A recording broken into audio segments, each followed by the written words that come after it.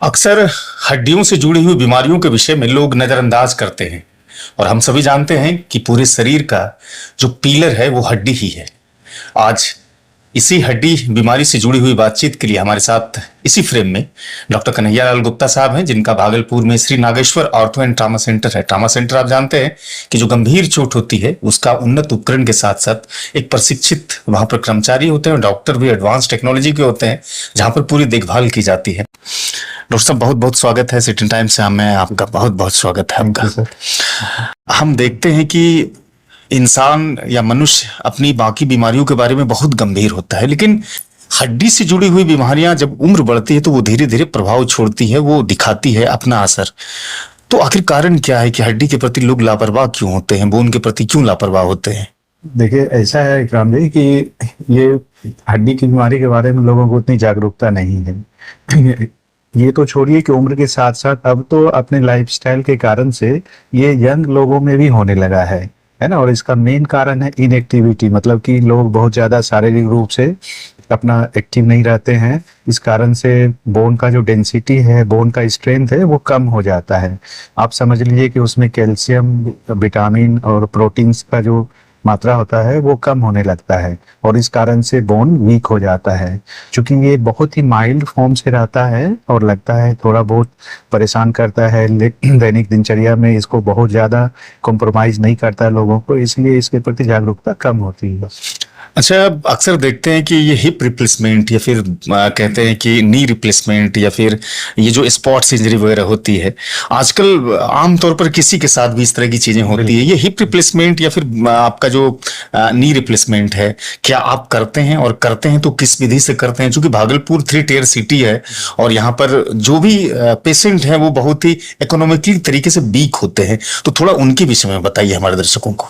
तो मेरा तो स्पेशलाइजेशन ही है हमारा आर्थ्रोस्कोपी, आर्थ्रोप्लास्टी, मतलब जॉइंट रिप्लेसमेंट में, और लिगामेंट की होल सर्जरी का जो नस का धागा रहता है उसका इलाज करने में मेरी महारत है इसमें।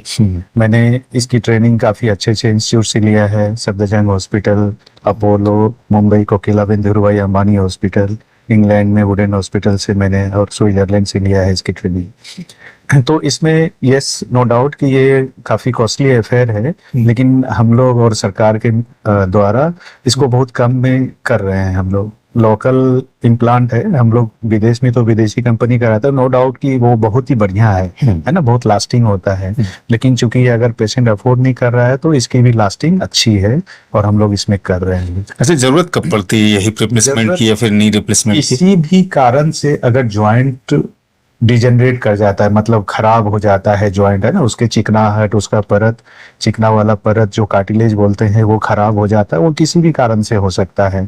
मान लो कि किसी का अगर एक्सीडेंट में वो कार्टिलेज इंज्योर हो गया तो थोड़ा दिन के बाद वो आर्थराइटिस में बदल जाएगा, है ना, गठिया जिसको बोलते हैं हम लोग। या फिर मान लीजिए उम्र होने के साथ साथ में काफी ज्यादा इसका डिजेनरेशन हो जाता है, घिस जाता है, तो उसको सेनाइल मतलब आर्थराइटिस बोलते हैं, है ना, सेकेंडरी आर्थराइटिस बोलते हैं, वो हो जाता है। तो जिस भी कंडीशन में आपका जोड़ का जो मुलायम वाला परत है जिसको कार्टिलेज बोलते हैं वो अगर डिजेनरेट होता है तो वो आर्थराइटिस होता है। उसमें किसी में भी कर सकते हैं।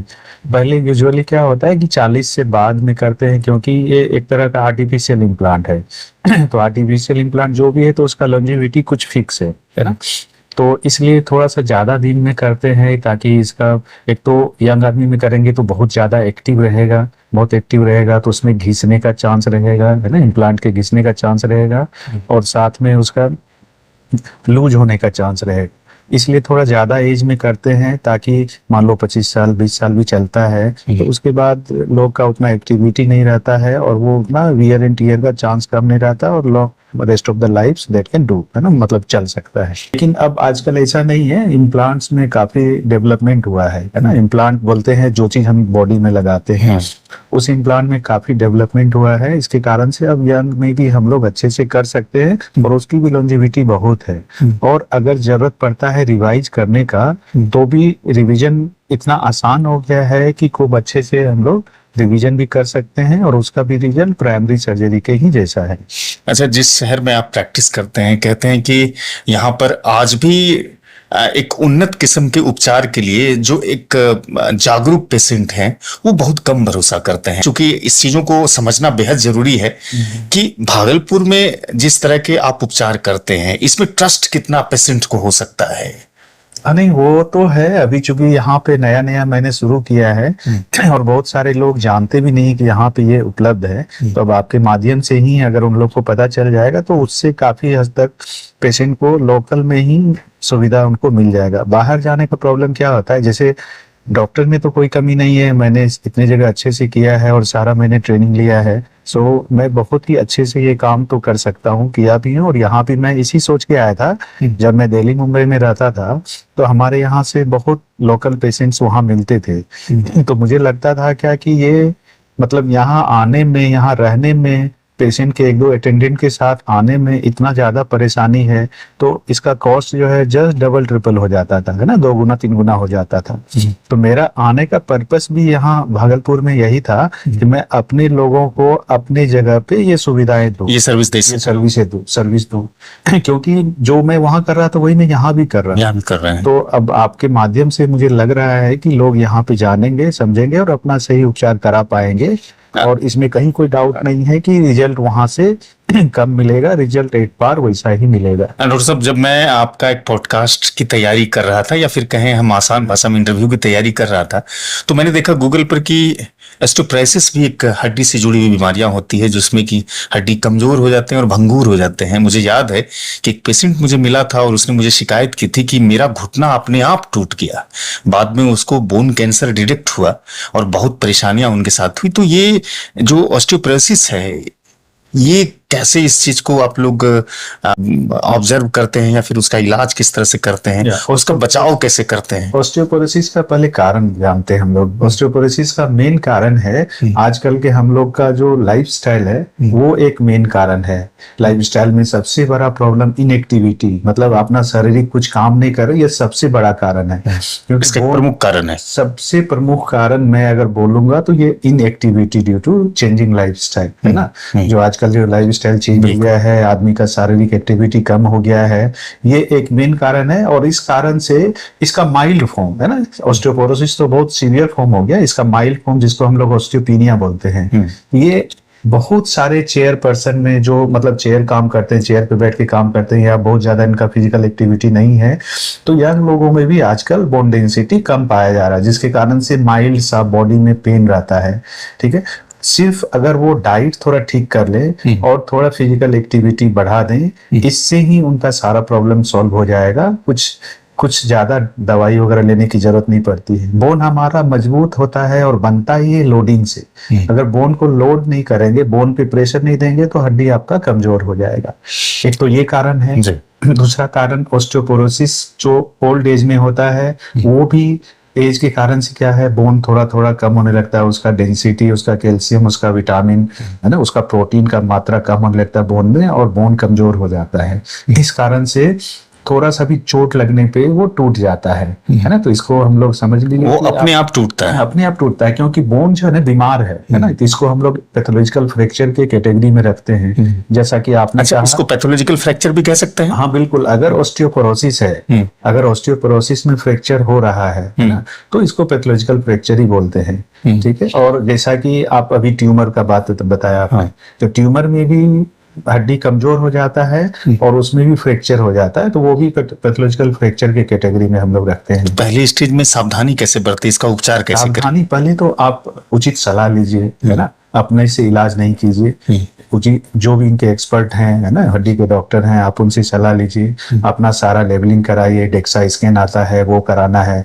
या माइल्ड सिम्टम आता है, एक्सरे कराएंगे, कैल्शियम विटामिन का लेवल टेस्ट कराएंगे, अल्कलाइन फॉस्फेटेज वगैरह कराएंगे और एक्सरे देखेंगे। एक्सरे में माइल्ड फॉर्म में पता नहीं चलता है तो डेक्सा स्कैन हम लोग कराते हैं। तो जब डेक्सा स्कैन कराते हैं तो उसमें पता चल जाता है कितना टी स्कोर और जेड स्कोर कितना है, उससे हम लोग पता कर लेते हैं माइल्ड है, मॉडरेट है, सीवियर है, और उसके अनुसार सलाह देते हैं। बट मैं अपने दर्शकों को सलाह ये देना चाहूंगा कि आप कुछ भी नहीं कीजिए इसके चक्कर में। अगर आपको परेशानी नहीं भी पड़ेंगे, आप थोड़ा सा वॉक कर लीजिए। कोई जरूरी नहीं है मॉर्निंग में, any time you can walk, है ना। 45 मिनट 40 मिनट का आप वॉक कर लीजिए। थोड़ा प्रोटीनस डाइट लीजिए, फैटी डाइट, शुगरी डाइट थोड़ा कम लीजिए, बैलेंस डाइट लीजिए, थोड़ा विटामिन सप्लीमेंट्स वगैरह ले लीजिए, इससे आपका ठीक हो जाएगा। अच्छा, दो तीन ऐसी जो बीमारियां आजकल देखते हैं सभी को अक्सर होती है, डायबिटीज होती है, थायराइड होती है, या फिर हार्ट की बीमारियां होती है। ये सारी बीमारियां हड्डी को कितना प्रभावित कर सकती है? बहुत ज्यादा। जैसे थायराइड के केस में आप देख लीजिए, थायराइड में हाइपोकैल्सीमिया हो जाता है, मतलब कैल्शियम की कमी हो जाती है। तो ऑस्टियोपोरोसिस कैल्शियम की बीमारी तो नहीं है, क्योंकि कैल्शियम जिस पे बोन में डिपॉजिट होता है, प्रोटीन मैट्रिक्स है ना, ये प्रोटीन की कमी होने लगती है। जब प्रोटीन की कमी होगी तो कैल्शियम डिपॉजिट कहाँ होगा? जब मैट्रिक्स ही मतलब सतह ही नहीं है तो उस पे जमा क्या चीज होगा? तो इस कारण से कैल्शियम का लेवल ठीक रहता है, लेकिन प्रोटीन की कमी होने लगती है। इसलिए प्रोटीन सबसे ज्यादा जरूरी है। लेकिन साथ में क्या है कि हाइपोथायराइड के केस में कैल्शियम वगैरह भी कम हो जाता है, तो कैल्शियम कम होता है, इस कारण बोन डेंसिटी फिर कम होने लगता है। तो ऑस्टियोपोरोसिस भी एक कारण, मतलब उसमें ये भी एक वजह है। हम देखते हैं कि सड़क दुर्घटना में, खासतौर से अपने देश में, हमारे बिहार में, भागलपुर में बहुत सारी घटनाएं होती हैं जिसमें लोगों के कई शरीर के हिस्से टूट जाते हैं, फ्रैक्चर हो जाते हैं, किसी की जान भी चली जाती है। तो पहले स्टेज में, प्रथम दृष्टया प्राइमा फेसिया, वो किस चीजों की सावधानी बरते अगर सड़क दुर्घटना किसी की हो जाती है तो उसकी हड्डी टूट जाते हैं या फिर गंभीर चोटें उसको आती है, तो एक चिकित्सक का क्या सलाह होगा उन लोगों के लिए?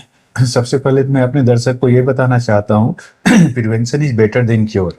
पहले आप जितना भी नॉर्म्स है, ट्रांसपोर्टेशन का नॉर्म्स है, जो रोड पे चलने का नॉर्म्स है, आप उसको पूरा कीजिए, उसको फॉलो कीजिए। जैसे ही वो फॉलो करते हैं तो इसकी संभावनाएं कम हो जाती हैं। लेकिन जहां अब अगर हो जाता है तो सबसे पहले हम लोग वहां पे ATLS प्रोटोकॉल, जो मैं इंग्लैंड में था या अभी अपने हिंदुस्तान में भी ATLS प्रोटोकॉल है कि अगर दुर्घटना हो जाता है तो उसको एसेस करने का तरीका है ना। प्राइमरी सर्वे करते हैं, प्राइमरी सर्वे के बाद जो भी मिलता है उसको सेकेंडरी सर्वे बोलते हैं। प्राइमरी सर्वे में फिर, अब यहाँ का सिस्टम तो उतना अभी नहीं डेवलप हुआ है विदेशों की तरह, लेकिन कि जैसे एम्बुलेंस कॉल होता है, नियर बाय हॉस्पिटल को आप कॉल कर सकते हैं, वहां से आपका जो प्राइमरी उपचार के साथ जो सुविधाएं रहता है, वहां पे कुछ जो, जैसे हम लोग पुलिस के केस में कैसे जाते हैं वहां स्काउट करने के लिए, तो वहां भी आपके मतलब मेडिकल टीम वहां जाएगा और सारा एसेस करके प्राइमरी वहां पे देगा, और फिर उसके बाद नजदीक के सेंटर में लाके इन्वेस्टिगेशन, डिपेंड करता है कितना स्टेबल है। अगर स्टेबल नहीं है तो जिस भी ऑर्गन का इंजरी है पहले उसके रिगार्डिंग हमारे कंसल्टेंट उसको देखते हैं और फिर उसके अकॉर्डिंगली हम लोग ट्रीट करते हैं। एक और आखिर में प्रश्न है, आप चूंकि जवाहरलाल नेहरू मेडिकल कॉलेज में एसोसिएट प्रोफेसर हैं ऑर्थोपेडिक्स डिपार्टमेंट में, और अपना निजी नर्सिंग होम भी चलाते हैं, जैसा भूमिका में हमने अपने दर्शकों को कहा, एक तरफ तो फ्री सेवा, दूसरी तरफ निजी सेवा, और निजी सेवा में आज कहते हैं कि इलाज बहुत महंगे हो गए हैं, इसलिए जो उच्च क्वालिटी के इलाज हैं वो नहीं मिल पाते हैं।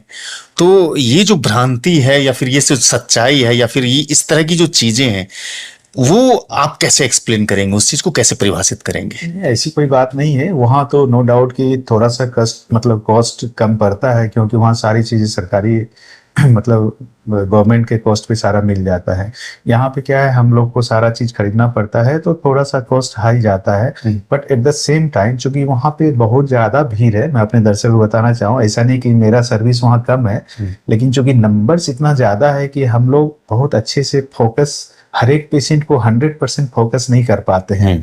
उसमें हम लोग को मतलब डिवाइड करना पड़ता है, हटना पड़ता है सिवियरिटी के अनुसार, फिर हम लोग उसको कर पाते हैं। और ऊपर से मतलब बहुत सारी चीजें गवर्नमेंट में अगर नहीं रहता है तो फिर उसमें थोड़ा हम लोग को सोचना पड़ता है कि इनको जुगाड़ मेथड से, यानी कि आप ये नहीं मानते हैं कि इलाज महंगे नहीं हुए हैं?